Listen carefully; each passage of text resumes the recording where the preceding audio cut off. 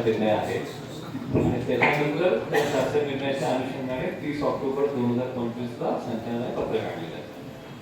शासनाचा निर्णय काय म्हणतो, साहेब पण बोलले आणि मोदी साहेब पण बोलले की ही कमिटी आहे, आयुक्त, संचालक, नगर परिषद, प्रशासन संचालक हे मुंबईला बसतात, वाचलेली आहे.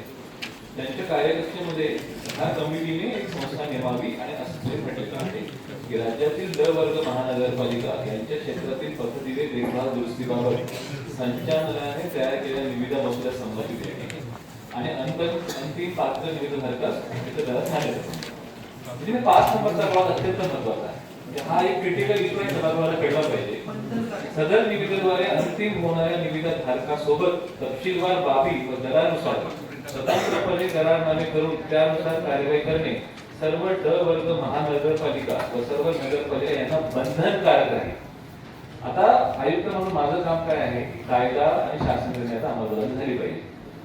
सभागृहाने ठराव घेतला, त्याच्यासोबत करार करायचा नाही, अग्रीमेंट करायचा नाही, नवीन निविदा करायची, हा विषय शासनाकडे पाठवून त्यांची संमती जोपर्यंत होत नाही तोपर्यंत कुठलीही नवीन निविदा टेंडर करता येणार नाही. ऐकून घ्या, ऐकून घ्या.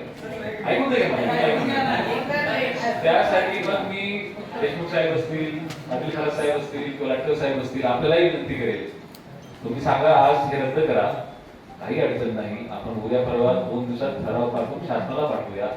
परंतु जोपर्यंत शासनाकडून तो प्रस्ताव मंजूर होणार नाही, नवीन निविदा प्रक्रिया आपल्याला करता येणार नाही. ही त्याच्यामध्ये टेक्निकल बाब आहे. शुद्धीपत्रक करावं लागेल आणि शुद्धीपत्रकामध्ये आपल्याला जोपर्यंत होणार नाही तोपर्यंत कुठलीही नवीन निविदा प्रक्रिया करता येणार नाही. आणि त्यासाठी तुम्ही लोक जे म्हणणार की थर्ड वे आउट काढून आपल्याला काय करावं लागेल तेही तुम्ही सांगा, परंतु ही टेक्निकल बाब असल्यामुळे सभागृहाने निर्णय घेतला म्हणून नवीन निविदा काढावी असं होणार नाही. त्यासाठी तो प्रस्ताव शासनाला पाठवला गेला पाहिजे. शासनाकडून यांनी म्हटलं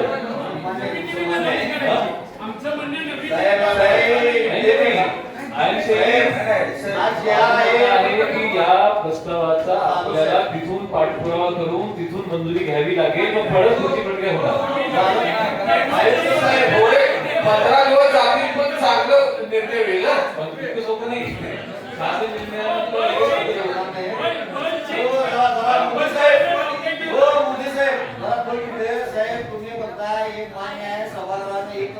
समजून घ्यायला पाहिजे की हा शासनाचा जीआर आहे. या जीआर नुसार तुम्हाला बंधनकारक आहे की त्यांनी ज्या कंपन्या दिल्या त्या मार्फत तुम्हाला करार करायला पाहिजे, मान्य आहे. परंतु आजपर्यंतचा आपला अनुभव असेल किंवा आता काही गोष्टी सभागृह सदस्यांनी सांगितल्या की ते जिथं काम करत आहेत त्या ठिकाणी त्यांचं काम हे समाधानकारक नाही आहे. यासाठी आता लगेच आजच करायला पाहिजे असं काय आयुक्त करण्यापेक्षा आता सुनील मोदी जसं म्हणले तसं महापालिका स्तरावर आता जे काय शहराचं काम चालू आहे तुम्ही महापालिका स्तरावर करा ना. शासनाने असं कुठं म्हणलेलं नाही साहेब, हे मान्य आहे. आता त्यांनी काही सदस्यांनी सांगितले की कोल्हापूरच्या लोकांना हे द्या, हे होणार नाही, या कायद्यात तुमचं बसत नाही, हा जीआर आहे, हे साहेब आम्हाला पण माहिती आहे. तर असं म्हणले का की कुठे बाबा जोपर्यंत कंपनीला कुठल्या करार होत नाही काय होत नाही तोपर्यंत माणसांना लाईट द्यायची नाही असं कुठेही साहेब म्हणलेलं नाही. आज महापालिका स्वतःच्या ह्याच्यावर करू शकते ना. आज त्यांना आपण ते आल्यानंतर पैसे देणार आहे, तोपर्यंत ते पैसे आपण आपल्या लोकांसाठी खर्च करावं पाहिजे साहेब. आपण त्यांच्यासाठी कर घेतले एकदा ती कंपनीचा आपला जे काय महिन्यात 2 महिने निर्णय होईल तोपर्यंत महापालिका स्तरावर काम चालू होते.